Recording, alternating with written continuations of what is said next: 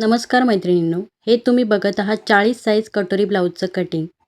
जर तुम्हाला paper cutting न करता डायरेक्ट कपड्यावर कटोरी ब्लाऊजचं कटिंग करायचं असेल, तर ह्या पद्धतीने कटिंग करून बघा. चला तर मग व्हिडिओला सुरुवात करूया. मी सृष्टी आजच्या नवीन व्हिडिओमध्ये तुमचं पुन्हा एकदा मनापासून स्वागत करते. नेहमीप्रमाणे ब्लाऊज पीस मी असा डबल फोल्ड करून ठेवला आहे. बंद बाजू माझ्याकडे ठेवली. आधी पट्टीने सरळ लाईन आखून घेऊया. ब्लाऊज पीस खालीवर कट असू शकतो, त्यासाठी सर्वात आधी मागील बाजूचं ड्राफ्टिंग करायचं आहे. ब्लाऊजची उंची आहे 13.5 इंच. उंचीमध्ये दोन्ही बाजूला लागणारी शिलाई घेते. 1 इंच मागील बाजूसाठी घेऊन त्यात अजून अर्धा इंच रेषेपर्यंत पुढील बाजूसाठी घेते. इथे खुणा करून सरळ लाईनसाठी पुढे पण खुणा करून घेऊया. पट्टीने मागील बाजूची लाईन आखून घेऊया. या लाईनवर शोल्डर येईल. मागील गळा 11 इंच जास्तच डीप असल्यामुळे आणि छाती 40 असल्यामुळे शोल्डर मी 5 इंच घेते आणि मुंडा खोली 5.25 इंच घेते. पट्टीने मुंड्याची लाईन सरळ आखून घेऊया.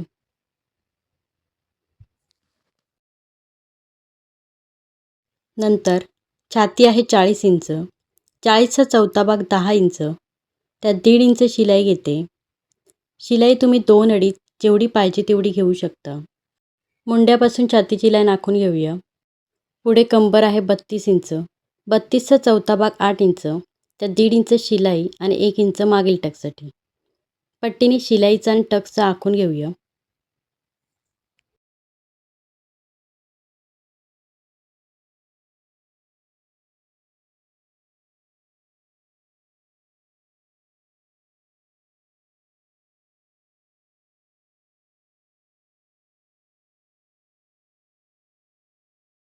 आता मुंड्यातील मापे टाकूयात. अर्धा इंच बाहेरून तिरपी रेषा आखून घ्यायची. 1 इंचावर पुढील शेप आणि 1.5 इंचावर मागील शेप आखायचा आहे. मागील शेप हा तिरप्या रेषेवरून द्यायचा आणि पुढील शेप हा आतील रेषेवरून द्यायचा. हे बघा अशा प्रकारे. आणि चुन्या पडू नये म्हणून इथे 1/2 इंच खाली घ्यायचं. गळा आखून घेऊया. गळा रुंदी मी 2 इंच घेते. क्रॉस टेप लावून मागील गळा 11 इंच खुणा करून खालून गळा रुंदीला 2.5 इंच घ्यायचं. पट्टीने बॉक्स आखून गळ्याला मटका शेप देणार आहे.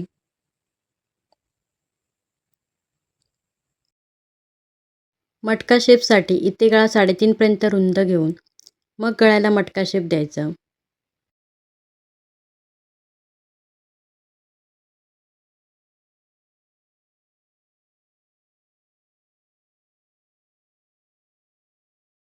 अशा प्रकारे मागील बाजूचं ड्राफ्टिंग करून घेतलं. आता मागील बाजूवरच पुढील बाजूचं ड्राफ्टिंग करून घ्यायचं. पुढील गळा आहे 7 इंच. 7 इंच खुणा करून खालून गळा रुंदीला 2.5 इंच घ्यायचा. पट्टीने बॉक्स आखून गळ्याला गोल शेप देऊयात.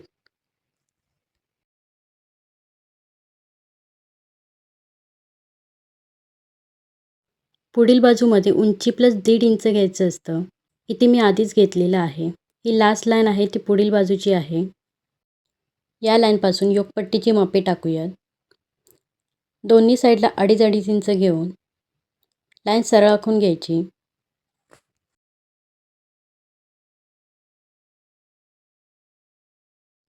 आयपट्टीकडून 1 इंच वर घेऊन या लाईनचा मध्य काढायचा आणि मग योकपट्टीला असा तिरपा शेप द्यायचा. कटोरी आखूयात. कटोरीसाठी 40 छातीचा 6वा भाग 6.5 इंच येतो. 6.5 इंच योकपट्टीवर खुणा करायची. मुंड्यामध्ये पुढील शेपपासून 2.5 इंच आत घ्यायचं आणि गळ्यावर 5.5 इंचावर खुणा करायची.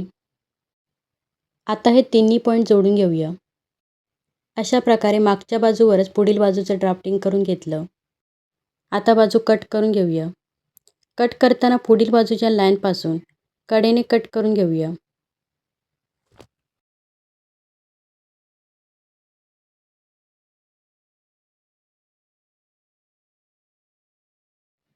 कट करून घेतलं. आता साईड पार्टच्या कडेने चॉक फिरून डार्क करून घेऊया.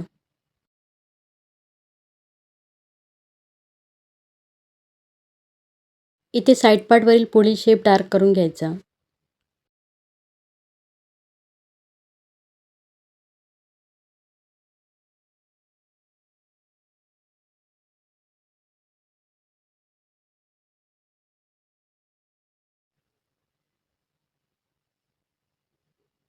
मग हा साईड पार्ट ॲडजस्ट करून इथे उमटून घ्यायचा.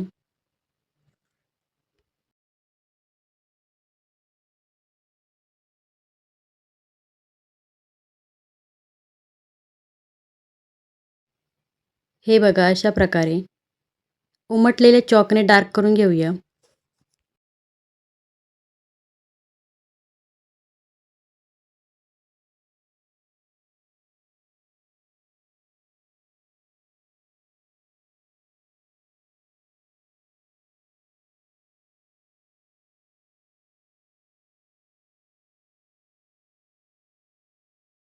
तसंच कटोरी पण कडेने चॉक फिरून डार्क करून घ्यायची.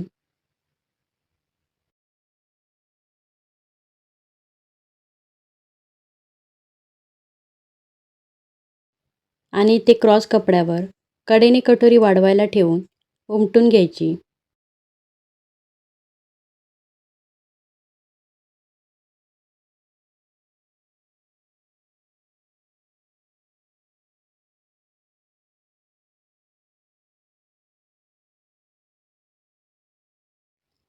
कटोरी डार्क करून घेऊया.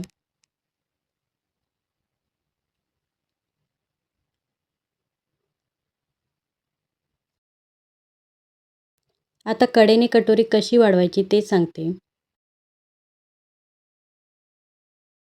इथून 1.5 इंच घ्यायचं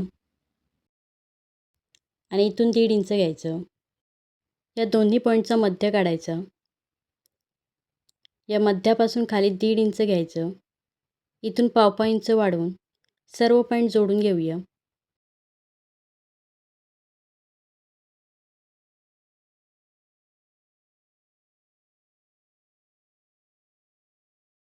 हा गोल भाग अशा प्रकारे जोडायचा.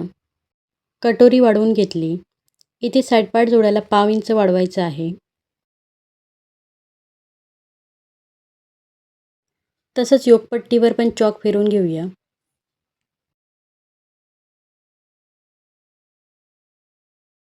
योकपट्टी इथे ॲडजस्ट करून उमटून घ्यायची.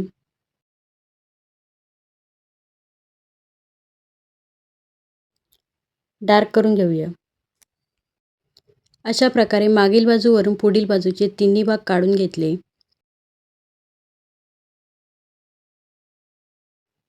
आता मागील बाजूमध्ये खालून अर्धा इंच कमी करायचं.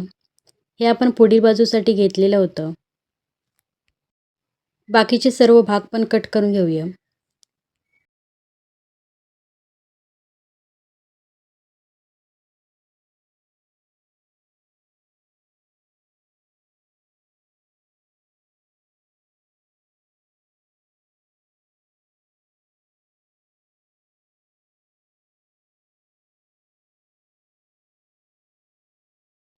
उरलेल्या पीसमध्ये आपण हात कटिंग करणार आहोत.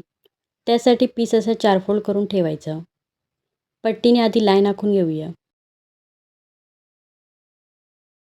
हात उंची आहे 6 इंच.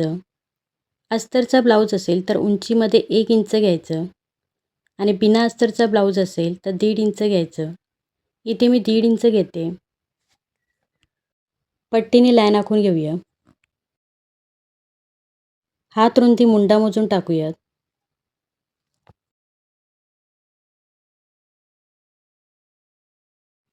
11.5 इंच आहे.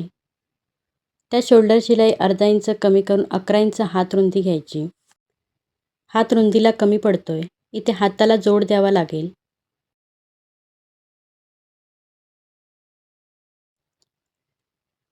इथे नंतर आपण जोड देऊयात. तोपर्यंत असं पुढे ठेवून मापे टाकूयात.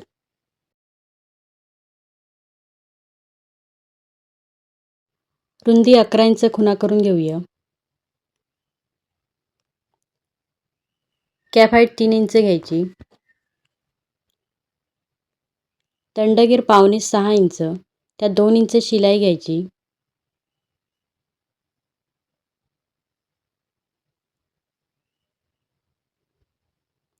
इथून 2 इंच शिलाई खुणा करून शिलाईचा आखून घेऊया.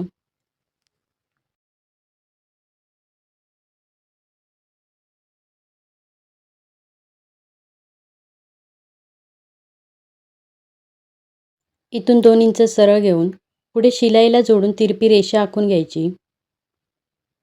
या लाईनचा मध्य काढायचा.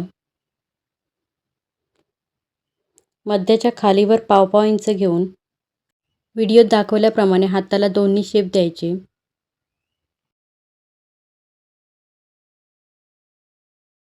जोडवरील आखलेला आता कट न करता जोड शिवून घेतल्यानंतर मग कट करायचा आहे.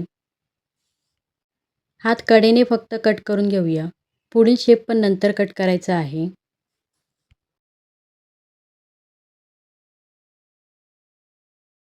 अशा प्रकारे 10 ते 15 मिनिटात पेपर कटिंग न वापरता कटोरी ब्लाऊज डायरेक्ट ब्लाऊज पीसवर कटिंग करून घेतला. तर मग ही कटिंग करायची पद्धत कशी वाटली कमेंट करून नक्की सांगा. व्हिडिओला लाईक करा. जर चॅनलवर नवीन असाल तर सबस्क्राईब करा. भेटूया पुढील व्हिडिओमध्ये. धन्यवाद.